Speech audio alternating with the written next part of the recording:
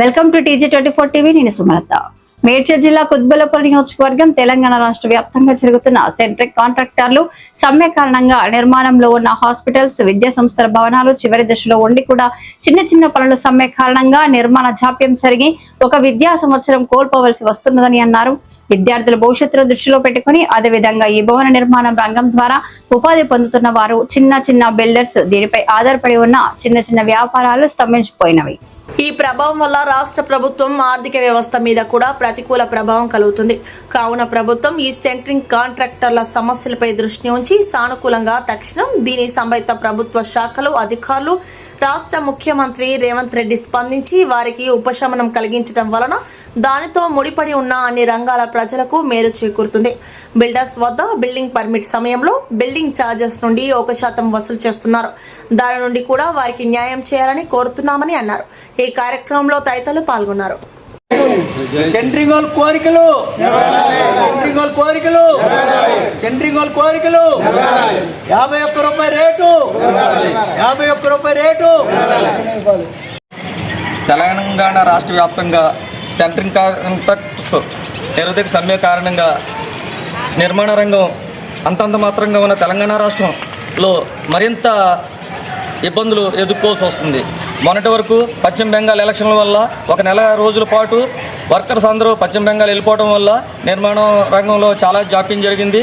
దాని ద్వారా సెంట్రింగ్ వర్క్లన్నీ కూడా స్తంభించిపోయినాయి. ఆ పశ్చిమ బెంగాల్ ఎలక్షన్ అయిన తర్వాత వర్కర్స్ అందరూ తిరిగి మన తెలంగాణ రాష్ట్రానికి వచ్చిన తర్వాత ఈ సెంట్రింగ్ కాంట్రాక్ట్స్ యొక్క సమ్మె కారణంగా వర్కర్సు పని చేయలేని పరిస్థితిలో ఉండగా, అలాగే మన సెంట్రింగ్ కాంట్రాక్టు వచ్చిన ఇబ్బందులతో చాలా రకాలైన అనుబంధ పనులు ఉంటాయి కాబట్టి వారికి డిమాండ్స్ ఏంటనేది ప్రభుత్వం దృష్టికి తీసుకెళ్ళి వారు కోరికలను ప్రభుత్వం తీర్చవలసిందిగా, అలాగే ఈ నిర్మాణ రంగంలో హాస్పిటల్స్, స్కూల్స్, అలాగే చిన్న చిన్న బిల్డర్సు వీళ్ళందరూ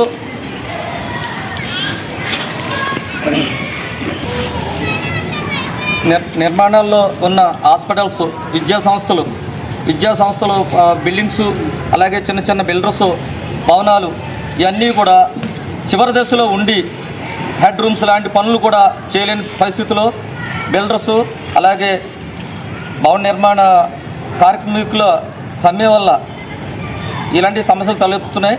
కాబట్టి ఈ స్కూల్ బిల్డింగ్స్ ఏంటి, హాస్పిటల్స్ ఏంటి, ఇవన్నీ కూడా సొసైటీకి చాలా అవసరమైనవి.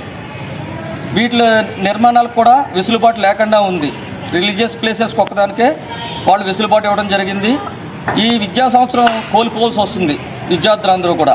అలాగే ఈ భవన నిర్మాణం యొక్క కార్మికులు ఎవరైతే ఉన్నారో పర్టికులర్గా సెంట్రింగ్ కాంట్రాక్టర్స్ వాళ్ళకి, అలాగే మ్యాషన్ కాంట్రాక్టర్స్కి వీళ్ళందరికీ బిల్డింగ్ పర్మిషన్ ఇచ్చే టైంలో లేబర్ చార్జ్ ఫీజు కింద బిల్డింగ్ వాల్యూలో 1% లేబర్ చార్జ్ వసూలు చేసి వారికి న్యాయం చేయాలని వసూలు చేస్తున్నారు. అది ఏమని చేస్తున్నారు ఏంటి అనేది గవర్నమెంట్ ప్రభుత్వం దృష్టిలో పెట్టుకుని అధికారులు, అలాగే సంబంధిత మంత్రిత్వ శాఖలు, అలాగే ముఖ్యమంత్రి వర్యులు వీటిని వెంటనే స్పందించి వారికి న్యాయం చేయాలని, అలాగే నిర్మాణ రంగానికి ఉపాధి కోల్పోకుండా ఉండాలని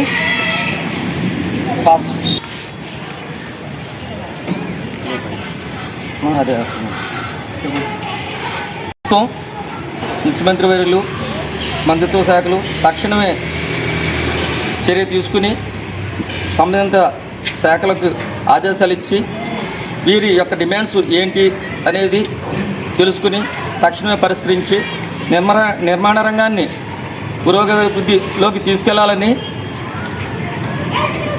మన రాష్ట్ర ప్రభుత్వాన్ని కోరుకుంటున్నాము. అలాగే ఈ మీద ఆధారపడి ఉన్న ఎన్నో వ్యాపారాలు, ఎంతోమంది ప్రజలుకి మంచి చేకూర్చి రాష్ట్ర ఆర్థిక వ్యవస్థను ముందుకు తీసుకెళ్లాలని. హాయ్ అండి, నేను మీ Satyasri. Please do subscribe TG24 TV.